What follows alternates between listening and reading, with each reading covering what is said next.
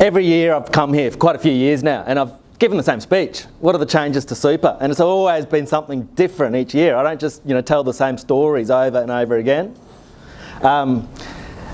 This year I got heaps though. So this year I've had to cheat a little bit. So these are the super changes just here. I'm not going to talk about every change in detail. I'm not going to talk about that legislation in detail because I did it in the webinar in December. And so if you want to go through what those legislative changes were, etc., that's available on our YouTube, on the net, or click through the link on the slides that have been emailed to you. And I specifically focused on that, on a lot of these issues in the transfer balance cap, and look at them all the different issues, explored each one of those, and how they work and what they mean under the legislation. So there's lots and lots to get our head around, and certainly not enough time before your drinks this afternoon. We'll go through a few different weather systems before I exhausted all of those options. So what I'll talk about instead is Benny. And so Benny here, he's got super benefits of 1.65 million, and he hasn't triggered his bring forward cap. How much can he put in super? So remember, you could, if you've got $1.6 million worth of superannuation benefits, you're not allowed to put any more non-concessional contributions into super. So from a non-concessional contribution perspective, after 1 July, Benny can't put in any more money into super. But of course, before 1 July, those rules don't commence, do they? So he hasn't triggered that bring forward cap, so he can put a whole $540,000 into super before 1 July, before 30 June really. What if he doesn't have the money to put in that 540 and he wants to maximise those benefits? What can he do then? So he might be able to borrow. If he knows some money's coming in August, he might be able to borrow off the line of credit in his home, put that in and non-deductible debt, but he knows some money's coming in, so that's going to get paid off soon. If he waits until 1 July, well, he's stuck. He can't put any more after-tax contributions into his super fund anymore. I guess in this case, he could have a look and he could try to take, if he was over 60, he could try to take $50,000 out, so it was under that 1.6 mil, but he can only put $100,000 in next financial year, so it doesn't really achieve that much for him.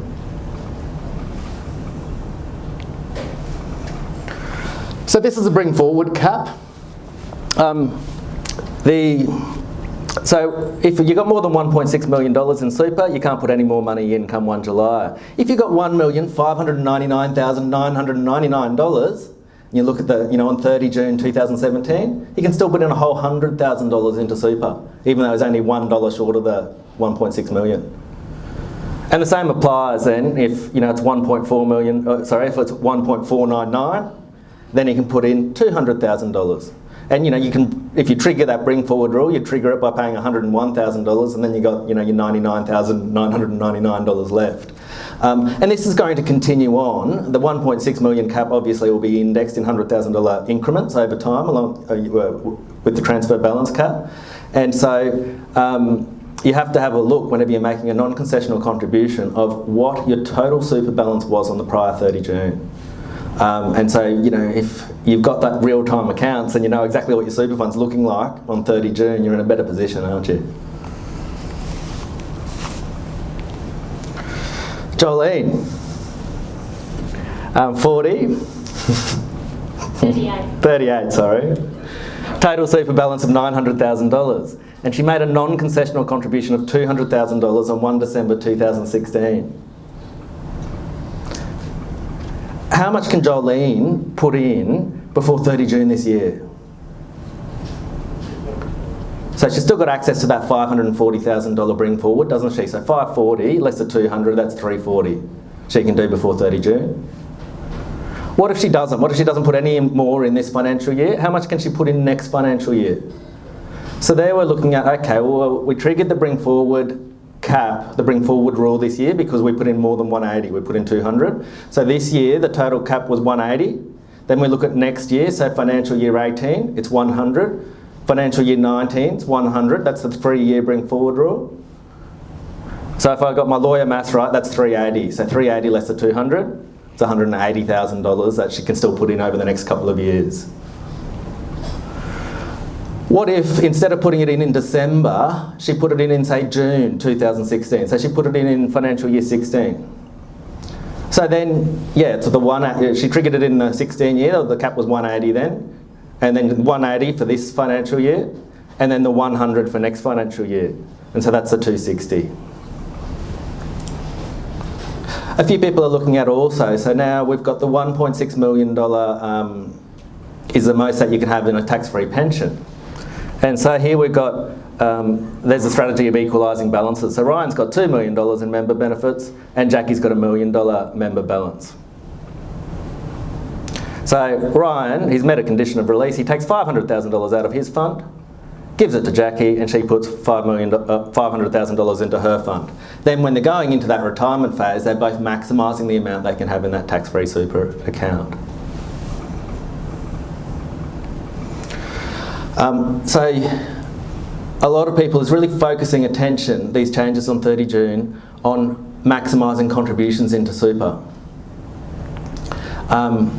So people are trying to get that $540,000 into super before 30 June, and people are looking at getting, can I get my business premises into super, or can I get commercial property into super because I don't have 540 cash lying around. Another concern that people have is they never stopped the CGT cap under all of these rule changes. So a couple between them can put in, about $2.8, $2.9 million under that CGT cap if they met that 15-year retirement exemption rule. People are concerned that in this next budget, they might be changing that and they might be marrying it up so it matches, the 1.6 million cap and it matches the super rules some more. There's always speculation, what might and might not be in the budget. I don't have any inside knowledge there, but people are concerned, and so people are looking, okay, well, before they change those rules, can we get this property into super and can we get it into there? Well, we've got access to that generous CGT cap and we've got access to the $540,000 bring forward rule rather than the $300,000 bring forward rule, and we want to get it in there before we reach that 1.6 and we can't get any more in. So the good news is we've done quite a few of these in the last year where certain types of, like a lot of business premises, a lot of commercial property are owned by family trusts. And those family trusts, when they've got those default beneficiaries, which is when the trustee doesn't make a decision before 30 June of where to distribute income or capital, it goes automatically to those default beneficiaries, and quite often that's mum and dad. So when we can line up mum and dad as the default beneficiaries of the discretionary trust, mum and dad are the members of the super fund, we can transfer that property into super without stamp duty. And we can have the bare trust, etc. there too. And yeah, you guessed it, there's a animation I've done on that explains exactly how we do it. So follow the link in the email, in the PowerPoint we sent out. What other uses do we have to these declarations of trust? So of course we can transfer that business real property to super, access those small business concessions. I'll talk about this one next, so I won't talk about this one now. Transferring property out of super without duty. So there's people who've got the pre-99 unit trusts, or you want to get property out so you can live in it as your holiday home, or someone's died and you want to keep the property within the family, you don't want to sell it. So we can manufacture, have a discretionary trust set up outside, and we can do it in reverse, so we can transfer that property out of super without that stamp duty. Ungeared unit trusts, this is a structure that's used for residential property sometimes. So the family trust owns some units in a unit trust and the super fund owns some units in a unit trust. And then over time the super fund buys the units from the family trust. So if we set it up with those default beneficiaries, well, we don't have stamp duty on each one of those transactions, just got to worry about the capital gains tax. The other one is quite often younger people aren't ready to buy their business premises inside their super fund yet. They prefer to have it in a family trust. But when we're looking at that, why don't we set up the family trust with those default beneficiaries? So then in 5 years' time or 10 years' time, we've got that option to get it into super without the stamp duty, providing they don't change the Duties Act. And with that, if you've got a bit of equity in your property outside of super and you've got a little bit of cash inside of super, it's pretty easy to transfer that property into super subject to your relevant caps, and that's something that we specialise in. And there's quite a few people in the room where we've used those different strategies with. So this is a novel one. So with And I thank Terry Ahern, our bank manager, for this one. I'd done a strategy like this before where I actually paid the stamp duty on it, and then Terry said, "Oh, well, can you use that same declaration of trust in this occasion?" And so, under your general limited recourse borrowing rules, right, you can't buy land and then borrow again to build the building on it. So, in this occasion, we had a client where they found the perfect site and they want to build their factory on that site. But of course, we can't borrow in the super fund and then borrow from the bank and build a building. That's changing the nature of the asset. We're not allowed to do that. So using the declaration of trust, what we do here is we've got the super fund's got $1 million in it. We set up a discretionary trust, and the land that they want is worth $1 million, including your stamp duty. What we do is we get a contract at the front end where the bare trust contracts to buy the land with the factory on it that's worth $3 million. So it's got those specifications on it. The super fund pays that $1 million over to the discretionary trust, and then the discretionary trust, it puts that land up so the bank can get a mortgage over it, and it gets a construction finance from the bank. So then it builds the building, and a year later it's got the purpose-built factory that they want to run their business from. We have to pay stamp duty, of course, on that initial land acquisition. What's that? About $40,000 or something on $1 million. And then we refinance that last bit, so we borrow as a limited recourse borrowing arrangement in the super fund from the bank, and we repay the loan to the family trust. And even if this process has taken a couple of years, because we had that contract at the front end, there's no capital gains tax event really for the family trust, even if the property market's gone up in the meantime, because your capital gains tax event's when you sign the contract and they're both matched up with their prices then. So, that's a good strategy for people who want to use that equity in super to build their own premises. Too bad that where we did this before, the client actually paid that duty twice, once on the $1 million and then once on the $3 million. So I hope they don't hear about this strategy.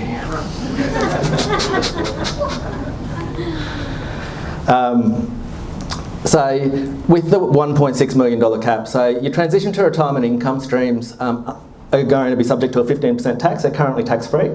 And then your other pensions, if you've got more than $1.6 million in your pension account, you've got to reduce that by 30 June back to the $1.6 million level, or you'll get some penalty tax. So what people can do before 30 June, of course, is they could sell any assets that have got big capital gains in them, and they wouldn't be paying any tax on that. But kindly, the government's given us some transitional measures so we can keep those assets, those shares, those properties inside a super, and we can have a deemed capital gains tax event. So that's in any of those circumstances where we're got a transition to retirement pension, or where we're reducing our pensions to the $1.6 million amount or less. And there's a few complications with it, etc. And I talk about that in a video, another one of these animations. Now, what you have to do is you have to have some kind of action where you're changing your current state of your pension. You can't manufacture a new state of affairs. You can't suddenly have a segregated pension asset when it wasn't in there before. And then it's where you make the election after you've had that event. Where you make the election is when the next tax return's due. And so, most people in the room have got good advice, and most of the tax returns, they get that extended lodgement with the accountants, and when's that? That's sometime halfway through May. And so if that's the case, well, you've got a fair bit of time to figure out, am I going to make the election or not, and what am I going to make it with respect to? And if you do make that election though, well, it's like it's a deemed sale and repurchase. So if you sell that asset within 12 months, you're not going to get that general discount, so you're going to be paying 15% capital gains tax rate rather than the 10% rate. You even got the ability to, let's say you could even, let's say you had some big capital gains, if you had a unsegregated fund, and so in the accumulation part you had some big capital gains, and in your pension fund you had something that was a big capital loss, you might be able to manufacture that so you can use that capital loss to offset the current year's capital gain. So there are those possible planning strategies. You're supposed to have the resolutions done before 30 June, but you've got a fair bit of time to make those elections and choose which assets, etc. So certainly something that if you've got a transition to retirement pension, or you're over the $1.6 million mark, you'd really want to have a close look at your options with your accountant. It's a bit hard for me to read what the slide says from here, so excuse me, just come over here. So it's a bit confusing, what this transfer balance cap is. And so there's a concept of a general transfer balance cap of the 1.6 million it starts off with. And then you've got a personal transfer balance cap, and they even talk about this personal transfer balance account. Now your personal transfer balance account, it's not a real account. We're not talking about what the investments are actually in there. We're just looking at it from a perspective of what are your credits, i.e. when you start a pension, and what are your debits, i.e. when you roll it back to accumulation, and there's a bunch of other ones I talked about in that webinar. So in this case, this is Nina, and this is from the explanatory where it goes down from 1.2 million to $800,000. Then the general transfer balance cap, it only goes up in $100,000 increments with indexation. That's to make it easier for us lawyers giving these examples. And so the general transfer balance cap in July 20 goes up to $1.7 million. Nina's personal cap though, she only gets 25% of that, so the amount that she's unused. So her personal one goes up to $1.625 million. The same thing happens again a couple of years later, and she only gets 25% of that increase to $1.65 million. So then when she's looking how much she can actually put back in to her tax-free pension, in September 2022, it's got nothing to do with if her shares have performed well and what the actual value of that account is, or if she's taken a bunch out in pensions. It's got nothing to do with that. It's got to do with what was a debit and what was a credit, as we're explaining here. So she can put in that $850,000, which is your $800,000 plus the balance to get her to her own personal transfer balance cap.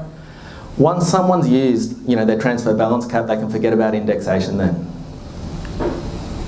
Now, for example, Nina could even potentially go negative. So she's got a transfer balance cap of 1.65 million, but she might have $2 million in her account. So she could actually withdraw all of that back to her accumulation, and so then she's got a negative personal transfer balance cap account balance. So she can put the whole $2 million back in because she's gone into that negative figure. Yeah, it's pretty technical and confusing. I'm getting a few looks here, but that's how this is calculated. All right, here's a question for you. What's the maximum value of assets allowed in a transfer balance account on 1 July 2017? Without paying excess tax, that is. Anyone? Sorry, Andrew? Personal, 300. No, not personally. I'm talking about this guy here. What's he allowed? What's the maximum value of assets allowed in his transfer balance account on 1 July 2017? Think like a lawyer. It's a bit of a trick question, actually. So the cap is $1.6 million, but when we're talking about the maximum value of assets, well, we could have assets worth $3.2 million. We could have assets worth $4 million, but if there's a liability in there, such as a limited recourse loan, well, the net asset position's got to be that $1.6 million on that July 2017 or when they started.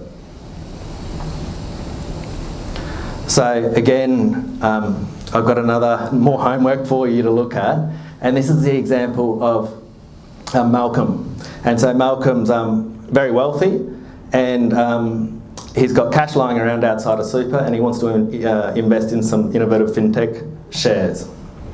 So what he does is he actually lends on a zero interest basis $1.6 million to his fund, and then his fund acquires $3.2 million of these shares. So it's a pretty conservative gearing ratio. And he can demonstrate that he could have and would have been able to afford a loan on arm's length terms. And so if he can demonstrate that, well then he's not breaking the non-arm's length income rules, etc. And so he's quite legitimately allowed to have $3.2 million of assets, or it could be $4 million of assets of those shares. And he's not actually paying any interest under that loan. And so you can imagine the returns he's getting in his tax-free pension account are significantly more. So he's really got that ability to pump prime that tax-free pension account. So, the rest of us who don't have that spare cash lying around, we've got to borrow it from a bank. So your returns won't be as good when you're paying your commercial interest rates. But I go through that in that case study. And then I go through the technical details of how this complies with the ATO's latest determination, TD 2016/16, the more technical process of it in this one. So, interesting strategy. Craig's 60. He runs his own engineering business through a company and is also a member of a board where he gets paid $5,000 a year. Craig has a tris worth $1 million. What can he do before 30 June 2017 to get a zero tax rate?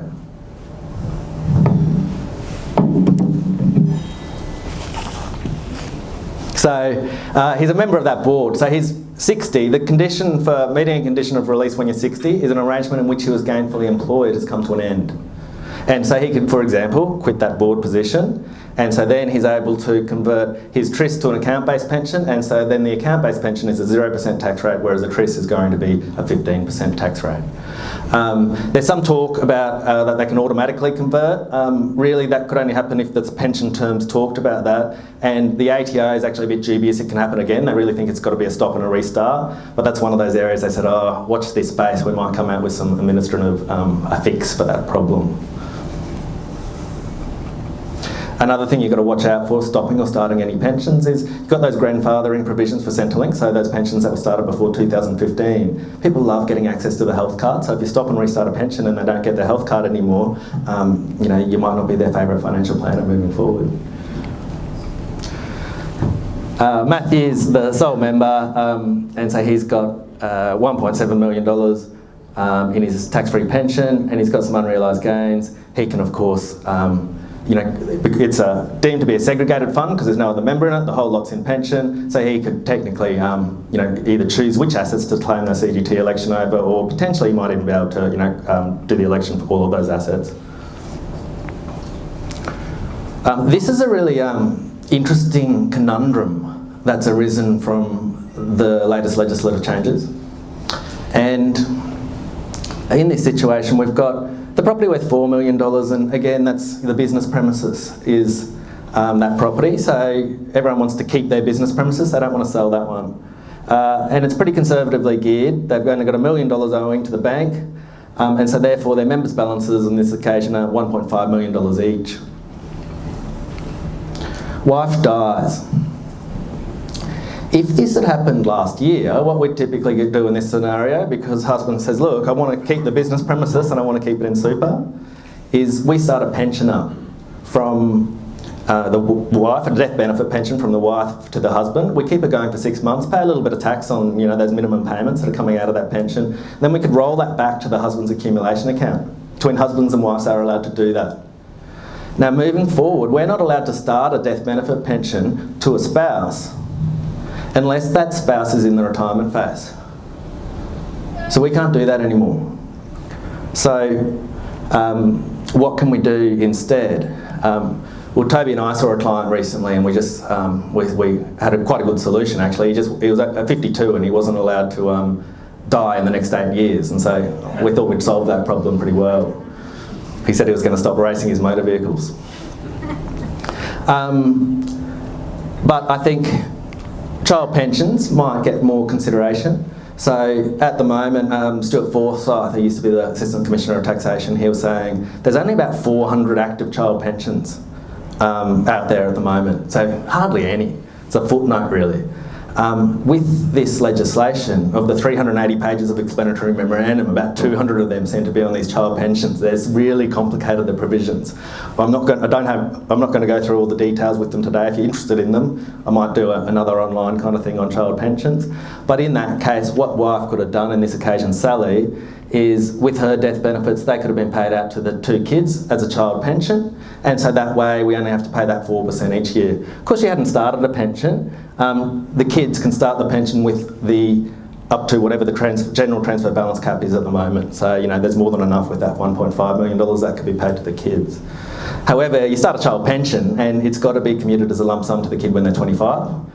So, you want to make sure you're spending a fair bit of the money on your school fees and that kind of thing before they're 18. But it's, it's a way that they can keep that property in the super fund. And, really a lot of our clients now then just won't have that option of actually getting more contributions into super to afford to pay out the cash for the death benefits.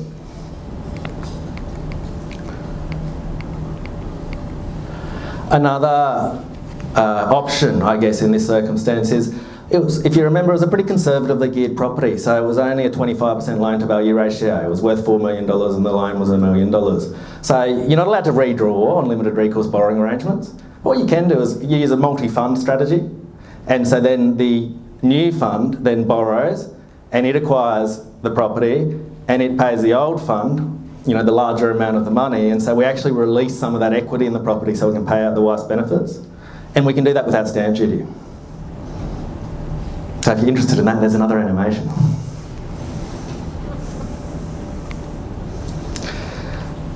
The question of the estate planning lawyers is to be reversionary or not to be reversionary with the pensions. And of course, when a lawyer is involved, the answer is always it depends. So, of course, when we're talking about reversionary or not reversionary pensions, we're only talking about people who are in that retirement phase. With your reversionary pensions, what that means is when someone dies, a spouse dies, it automatically reverts to who they say, so the surviving spouse typically.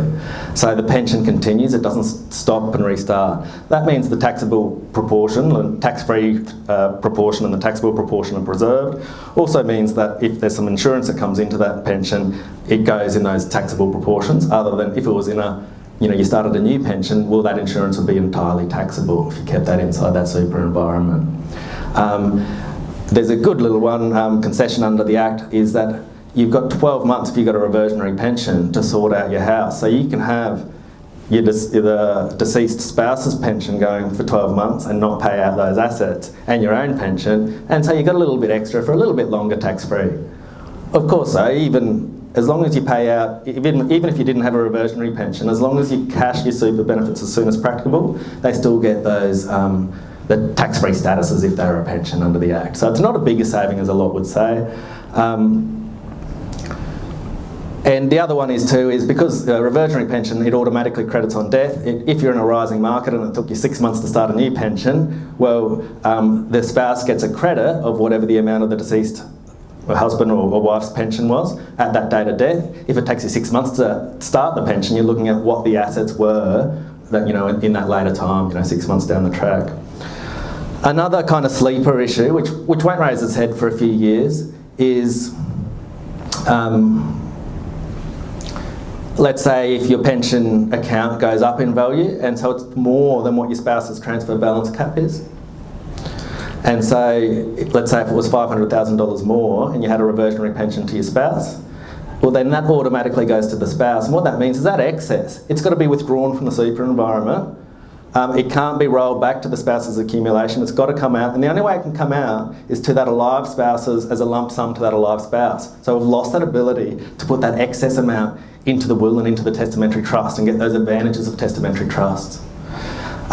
What you can do for a bit of engineering there is, and the ATO even says this in their Law Companion Guide, is you can have formulas in your pension. So it could revert to the spouse up to the spouse's relevant transfer balance cap, personal transfer balance cap, and the balance then could be paid to the estate. So you can engineer your pensions a bit more like that. Another one with estate planning is obviously it used to be that we'd keep all that money into super, inside the super environment until both spouses have died. Now we've got to, if people have got those larger balances, we've got to rip that money outside of super. So we're looking at what are the consequences of that. And maybe we're really looking at those testamentary trust wills. If you only started the testamentary trust on the death of both spouses, that might not be appropriate anymore. You might want it on the death of that first spouse. Here we've got Mike and Peggy, and Mike has used up all of his transfer balance cap, so he's exhausted it all, whereas Peggy's still got $1 million remaining in her personal account. So if Peggy dies, Mike can't keep any of Peggy's as a pension. It's got to be paid out of that super environment, because we're not looking at the deceased member's personal transfer balance account, we're looking at the recipient's transfer balance account. On the other way around, though, if Mike died, well then we could pay this $1 million. So Peggy would then, she could easily, in her retirement savings account, she could roll that back to her accumulation, she gets a debit of that amount, and then she could take Mike's $1 million as that tax-free pension.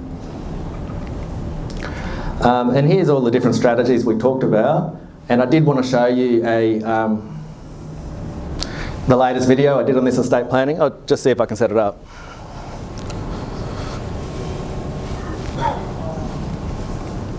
Sorry, before I do, of course, now's a good time. With all of these changes, I always talk about your estate plan is not something you just do once. You know, really, you should be coming back in, having a look, what are the changes in your circumstances, what are the changes in the law, is everything right, do I need to tidy anything up? Well, now's one of those times where, you know, you've really got to sharpen that pencil, so, you know, come in for a meeting and there's a bit of a discount there if you do. Oh, keep getting ahead of myself. And for that estate planning meeting, just on Monday, I recorded this one in my study, and I had my friends behind me. They look a bit worried at first, the dog and the rabbit. And that's just a 1-minute video explaining what to expect from that estate planning meeting, what we talk about, what to bring along, etc. So hopefully the dog and the rabbit weren't quite as concerned by the end of that talk, because they knew exactly what to expect.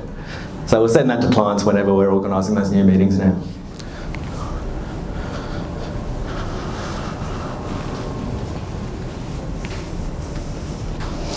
While we're waiting, any questions while we're doing this? Talking about having, if it's child pension, there'll be 2 separate caps for the children, so they're not utilising their lifetime cap. Yeah, that's good. So the question was, when you have a child pension, the poor child, let's say if they start up a child pension and then they get $1.6 million under it, and mum has spent it all before the child turns 18, can that child actually put any money back into you know, their own one? Have they already exhausted their cap before they've turned 18? And no, there's special rules, so it doesn't count towards their own personal transfer balance cap. They get a clean slate, luckily enough for them. And also, if, let's say, if one of the spouses dies, and, ready? One of the spouses dies, then the kids, they don't get $1.6 million each, they've got to split it up between themselves, and it's whatever the spouse's transfer balance cap was. And so if the spouse's personal transfer balance account, if they only had $500,000 left in it, they're in their retirement phase, that's all they can split between their kids as a death benefit pension. So, you know, there's lots of those limitations there. The good news is if parent 2 dies, the children can get another cap too. So they can have, you know, 1.6 million from the first parent and 1.6 million from the second parent, and, you know, they'd be trust fund babies, wouldn't they? Andrew, you had a question? Yeah, what's the maximum LVR you can go with a 0% lend to SMSF? Yeah, so good question. What's the maximum LVR you can go with a 0% related party lend? And so what we're looking at there is the ATO's determination on what's non-arm's length income. And so the ATO's got its safe harbour guidelines, and so in their safe harbour guidelines, I think it's around 70% LVR is what they say. If you want to follow their guidelines, in their guidelines, you also pay a commercial interest rate too, though. But what it's got to be is you've got to be able to point to a commercial loan. They call that the hypothetical loan. You've got to be able to point to that. And then you've got to be able to demonstrate that, yes, we could have afforded to do that LVR. And yes, we could have afforded the interest repayments and the payments under that commercial loan. But we had all this cash and we don't have to, so we're not going to. And so if you can demonstrate that, you're complying with that ATO's determination on the non-arm's length income. So, you know, potentially you could do 100%, but you're being pretty cheeky. So you could potentially buy a $16 million commercial property with a 1.6 in pension base? Theoretically, yes. And, you know, it's pretty hard to demonstrate that you could have, you know, you'd need a pretty sizable super fund to be able to demonstrate you could have and would have been able to afford a commercial loan. But with that, with your non-arm's length income, what the actual test is on is what's the gross income, not the taxable income. And so, of course, when you're talking about interest under a loan, that affects your taxable income. That's the deduction. So where the ATO is trying to get around that is they say, oh, well, you never would have actually bought that property but for this uncommercial loan, so therefore the whole income's tarnished. So that's why you've got to go through that process to try to demonstrate that thought process. So you really want to have good paperwork. You want to be able to point to the hypothetical loan or point to the ATO's safe harbour loan guidelines. And you want to be able to demonstrate that you could have and would have been able to afford that. Let's play this video, hey? Today, I'll show an example of where estate planning needs to be updated due to these super changes. Tony and Liz are retired and happily married. They have 3 children and a brood of grandchildren. In 2017, Tony and Liz have significant tax-free pensions and testamentary trust wills in favour of their children, which commence when they both pass. With the changes commencing 1 July 2017, Tony and Liz need to reduce their tax-free pension to $1.6 million each. 5 years later, their super balances have increased. Sadly, Tony passes away. Tony's pension automatically reverts to Liz. His accumulation balance is paid out of super to Liz. Liz rolls her super back to accumulation. As Tony's death benefit pension exceeds Liz's cap by $500,000, this must be withdrawn by Liz as a lump sum and is not paid to Tony's estate. Liz therefore has significant income which she is unable to tax effectively split with her brood of grandchildren. Careful estate planning may have resulted in a better outcome. The deceased member's benefits, which cannot remain in super, could be directed to a testamentary trust. Death benefits tax needs to be considered though. Binding death benefit nominations need to be reviewed to ensure they remain appropriate. Super withdrawn before death effectively avoids death benefits tax. Merthyr law's death benefit deed allows super to be effectively withdrawn for tax purposes, even if it is not yet cash flowed. Reversionary pensions can be drafted such that it only reverts to the extent of the spouse's transfer balance cap, with the balance being payable to the deceased estate. Book a fixed price estate planning review with me, Kieran Hoare, today to ensure that your superannuation estate planning remains up to date.